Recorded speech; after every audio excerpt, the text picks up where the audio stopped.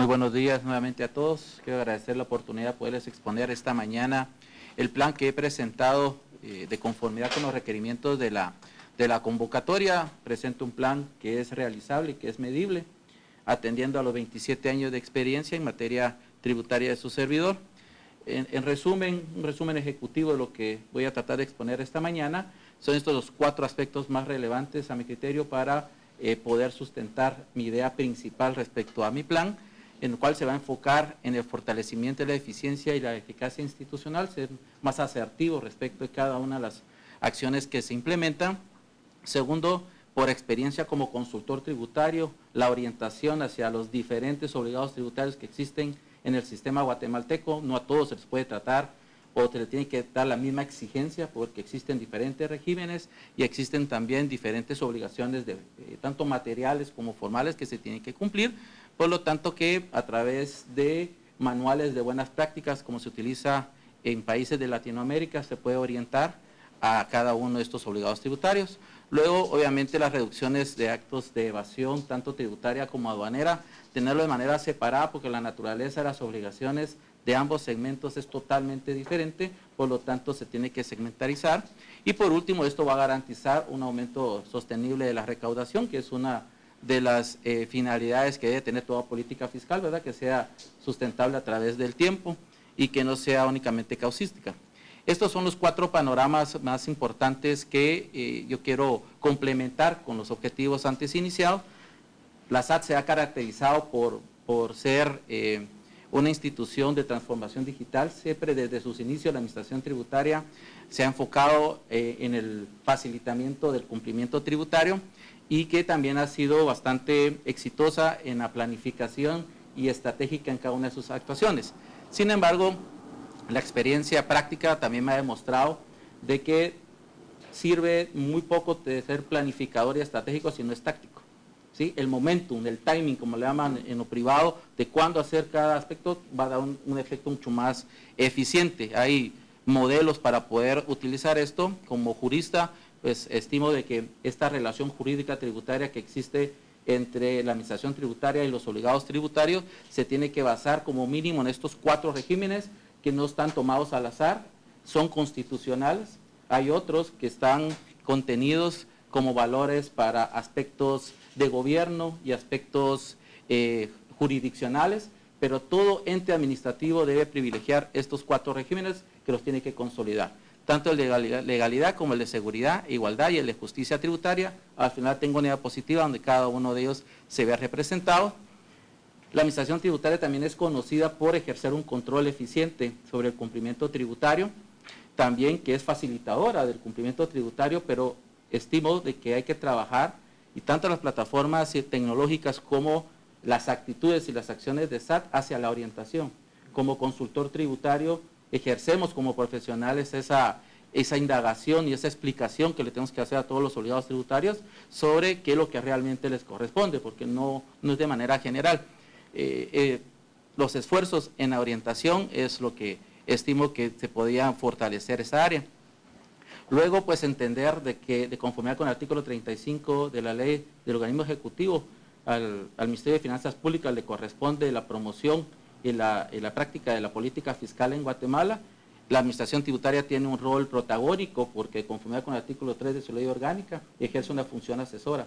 Entonces debemos de proveer de los insumos necesarios para que haya ese empalme dentro de la política tributaria y fiscal orientada, que principalmente en Latinoamérica se orienta a que los sistemas sean progresivos, ¿verdad? No sean de lo contrario.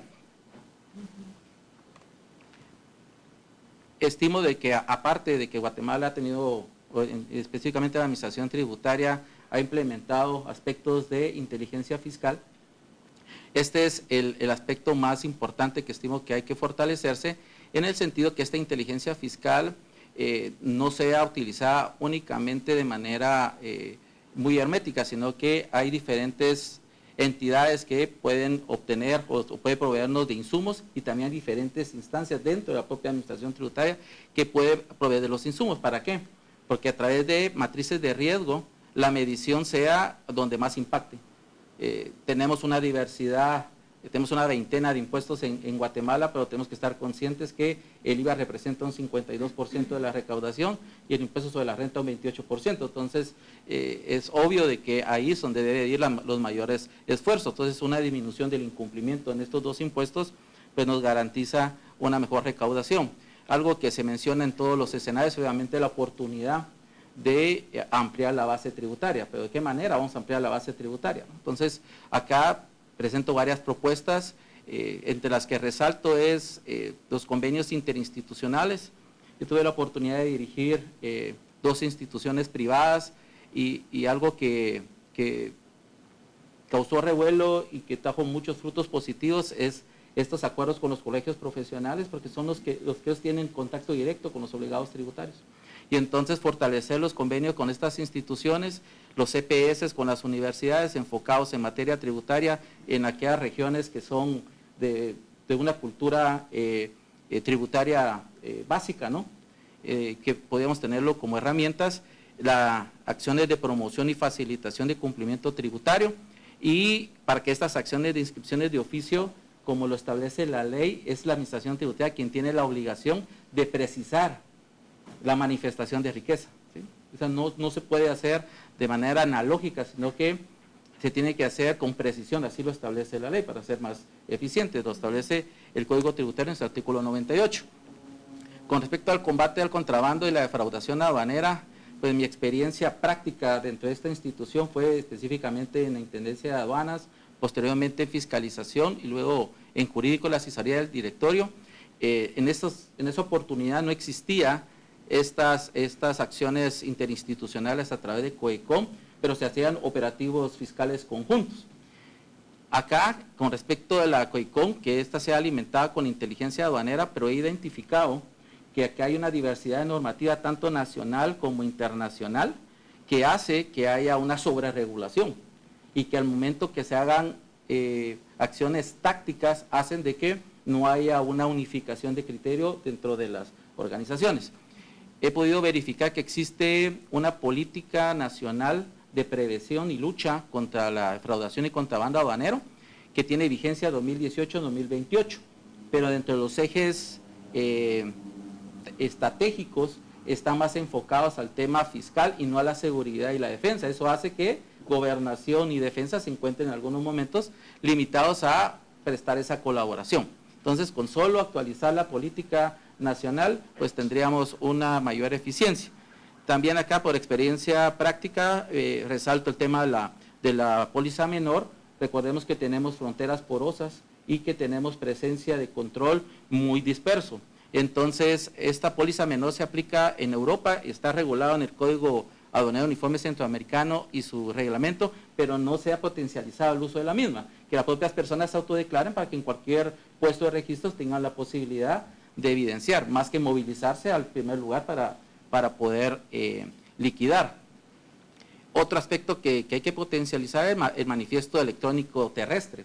Está aplicado en el marítimo porque obviamente las navieras tienen la tecnología para hacer las transmisiones, pero los medios de transporte terrestre tienen limitación respecto a eso porque no se ha promovido que eso haría que se desfogue al momento del arribo de los medios de transporte a las aduanas su despacho, aprovechando que ya existen acuerdos de integración con Honduras y se está implementando con El Salvador. Desde la participación anterior, tomando en cuenta la práctica mexicana, he mencionado la necesidad de que exista un centro de validación, principalmente acá en Guatemala, que se puede ir implementando de manera progresiva, pero nos podría ayudar para el desfogue cuando en momentos de crisis, ¿no? Esto hace de que se reduce la oportunidad discrecional en puerto, ¿sí? Y se traslada para acá, entonces el riesgo de operaciones indebidas se reduce porque el control es telemático. Luego, pues, respecto a la facilitación del servicio, SAT tiene una gama de opciones para poder facilitar el cumplimiento tributario. Mi recomendación en este caso, tal como se utiliza en iniciativa privada, es utilizar software que lo que hacen es identificar cuellos de botella y también aquellos software que se refieren a conocer a tu cliente. Hay obligados tributarios que hacen trámites muy básicos, que lo pueden hacer de manera muy ágil. Un ejemplo de eso puede ser por ejemplo, cuando uno contrata servicios de Internet y que tiene una falla al servicio de Internet, uno llama y de esa llamada le va diciendo el paso a paso y uno mismo lo va haciendo. Y no interactúa con ninguna persona, y son de las opciones o los requerimientos más cotidianos que se da en ese segmento. En la administración tributaria ocurre prácticamente lo mismo. ¿Cuáles son de los trámites más habituales? Por ejemplo, la actualización que se tiene que hacer cada año, o de representantes que se tienen que hacer cada 2 años. ¿Sí? Entonces eso que se haga de una manera mucho más eficiente, conociendo al cliente, es más importante. Luego, también hago una propuesta respecto al manejo de la comunicación, que tenga que ser mucho más asertiva. Tenemos que estar conscientes que en el año que estamos viviendo, o en la época que estamos viviendo, hay nuevos obligados tributarios con un chip o una cultura de cumplimiento diferente. Ellos son más visuales, ellos son mucho más prácticos, entonces hay que utilizar el lenguaje de esos nuevos obligados tributarios. El 63% del PIB son por el segmento de comercio y de servicios. Ahí tenemos nuestro potencial, pero también esa es la cantidad de empresas que más cierran por año. ¿Sí? Entonces, con una debida orientación, permitimos de que ese nivel de inicio de operaciones pues continúe en el tiempo. También acá yo propongo la implementación de la vocería. La administración tributaria es una institución tan grande que para manejo de crisis yo sugiero que exista ya una especie de vocería, porque si bien se cuentan con profesionales altamente capacitados, hay que ser consciente de que por la diversidad de áreas que se dominan en la SAT, es importante que el mensaje sea mucho más asertivo. ¿Sí? Obviamente aquí hay que conocer de aduanas, de fiscalización, de recaudación, de jurídico, entonces hay que utilizar el lenguaje correcto, máxime cuando el tema está judicializado. Cuando un tema está judicializado, cuando estamos en lo contencioso administrativo, somos parte, el lenguaje es uno, pero cuando estamos en lo penal, somos querellantes adhesivos. Nuestra participación es diferente, nuestro lenguaje tiene que ser diferente. Luego, es importante la transparencia institucional. Aquí yo lo que sugiero, entre los aspectos que ustedes pueden ver acá, resalto el protocolo de vista pública, más en aquellos casos que son de trascendencia o de interés público, ¿verdad?, que se abran los protocolos de vista pública para que esa interacción, esa transparencia en el servicio sea mucho más evidente.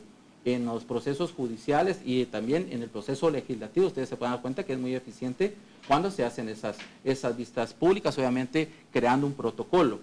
El protocolo que utiliza la Corte de Constitucionalidad es básico y muy eficiente, es la propuesta que yo les realizo, es igual como esta mecánica, 15 minutos para exponer y luego se les refieren unas preguntas. Entonces, quienes van a tomar la decisión, de viva voz, escuchan los aspectos. Hay que seguir fortaleciendo el gobierno de datos de la manera en que se está haciendo. Solamente sugiero que también se integre información que nace del propio seno de cada una de las intendencias. En mi paso por la Intendencia de Asuntos Jurídicos, por ejemplo, podíamos seguir patrones respecto al comportamiento de ciertos contribuyentes. Y lo que hacíamos en aquella oportunidad era presentar informes alertivos a fiscalización para que tomar en cuenta. Entonces, hacia lo interno pueden surgir los insumos porque lo estamos obteniendo de fuentes importantes, obviamente, ¿verdad? Y aquí también resaltaría que la eficiencia de la administración tributaria de acceso a información bancaria para efectos fiscales hay que fortalecerla. Fue algo que en su oportunidad me tocó trabajar a lo interno aquí en la administración tributaria a través del decreto 20-2006 y luego como consultor externo en el 37-2016. Lo que se busca es que efectivamente la administración tributaria ya cuenta con información bancaria, pero cuando quiere profundizar sobre la misma tiene que ser eficiente respecto a cuál se pide. Yo insisto en una recomendación que hice en su momento. En materia aduanera existe el término duda razonable definido en la ley y eso facilita mucho el tema aduanero, pero en materia de tributos internos es una palabra compuesta que no está definida en la ley. Es importante que esté definida en la ley, porque eso hace que cuando vayamos con los jueces a demostrar el propósito tributario por el cual se quiere acceder a información tributaria, cada juez tiene una idea de qué es duda razonable. Entonces hay que orientarlo, ¿no? Hay que definirlo. Es una de las recomendaciones que yo realizo. Cuando menciono de que hay que potencializar o fortalecer el control, también hacia adentro. Cada una de las operaciones hay que modernizar todas las operaciones internas. Hoy yo fui digamos, testigo de algo que tendría que haber sido tan sencillo como el poder ingresar al parqueo de acá, ¿verdad? 15 minutos para ingresar, porque esa comunicación de acceso no fue eficiente. Entonces, eso resalta la importancia que todas las operaciones que se dan aquí hacia el interno se vayan sofisticando. Y lo que sugiero que todas tengan una tabla de monitoreo para poderlo seguirlo de tiempo real. La representación que les presento acá es en presencias fiscales. En las presencias fiscales esto hará que se reduzca el espacio discrecional al momento de una presencia fiscal. En el tema de recursos humanos, entiendo de que aquí hay un programa de becas que me parece interesante, sin embargo, la práctica también me hace ver que la especialización en disciplinas y técnicas es lo más importante acá, porque se ven temas merciológicos, por ejemplo. En temas merciológicos, regularmente la administración tributaria replica lo que la Intendencia de Aduana le dijo. ¿Por qué? Porque ya cuando estamos en una etapa procesal, se carece de especialización para esto. En un caso que tuve en la práctica, que era necesario que hubiera un ingeniero automotriz, por ejemplo, no lo tenía nadie, ni la propia administración tributaria. Y para eso propongo la creación de una escuela de estudios tributarios y aduaneros de alto nivel. ¿Sí? Acá existió Sensat en su momento, desconozco si todavía existirá, pero una de los bastiones que tenía Sensat en su momento acá, de que acá nos enseñaba, yo fui formado por SIECA, por ejemplo, sobre clasificación, valor, origen. Eso hizo de que fuéramos unos profesionales más completos al momento de estar en la práctica. En el fortalecimiento en el combate de delitos contra el régimen tributario están separados del aduanero porque tienen naturaleza diferente, como les mencioné. Acá hay que hacer un litigio efectivo. Esta es la parte que yo refuerzo. Y la promoción de la política gubernamental, que es clara de un ataque frontal a todas esas prácticas. Por tanto, para terminar, ya que me dieron aquí el aviso de los 5 minutos, esta es la visión de SAT a los 5 años, que sea evidente que estos pilares forman parte del actual de la administración tributaria. Que se enfoque hoy por hoy, la percepción que tiene de la SAT es que controla y facilita, como le digo, SAT puede apoyar mucho al crecimiento sostenible económico del país orientando, porque este es tema de educación, es un tema de educación, por eso es que están muy propensos a ataques de desinformación. ¿Sí? Es muy fácil precisamente porque no se carece de esto. Luego el combate frontal que había mencionado y la mejora continua en temas tecnológicos. Sé que acá hay unas certificaciones que han iniciado, siempre se han propuesto. Les propongo las otras 2 certificaciones, que es en la calidad de servicio y en la salud y seguridad laboral. Recordemos que la administración tributaria es producto de los acuerdos de paz, en el acuerdo socioeconómico, en tener un ente altamente profesional que asegurara la recaudación como mínimo la media de Centroamérica de aquella época, ¿no?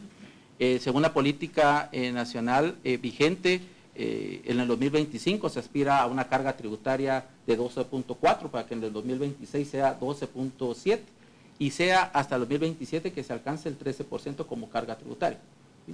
Todavía sigue siendo baja, pero es la realidad centroamericana, ¿no? Para esto, uno de los aspectos que más resalto es que logremos la democratización del servicio para que todos tengan acceso al mismo. El servicio al contribuyente, mi sugerencia es que se continúe con los mecanismos de facilitación, de acceso y automatización, pero de una manera más orientadora. Y pues bueno, estos son los 4 pilares con los que termino mi presentación, que les mencionaba que los iba a explicar. El régimen de legalidad, tanto para administrado como los administradores, SAT tiene que ser muy eficiente respecto a el respeto de los derechos fundamentales de los obligados tributarios y que los tiene que garantizar como los mismos. También garantizar la justicia tributaria en una aplicación equitativa de la norma para que por fin haya un reparto justo de la carga tributaria. Ahorita que estamos en época de cuaresma, ¿verdad? Somos como los cucuruchos, ¿verdad? ¿Sí? ¿Ya? Entonces, todos tenemos que ir sosteniendo esa anda que es la recaudación y la igualdad. Esta igualdad se logra si democratizamos el servicio tributario para que no haya señalamientos de arbitrariedad, ni de distinciones, ni de privilegios. Por lo tanto, esa es la SAT que visualizo en el futuro, más moderna y más confiable en ese vínculo con el obligado tributario. Muchas gracias.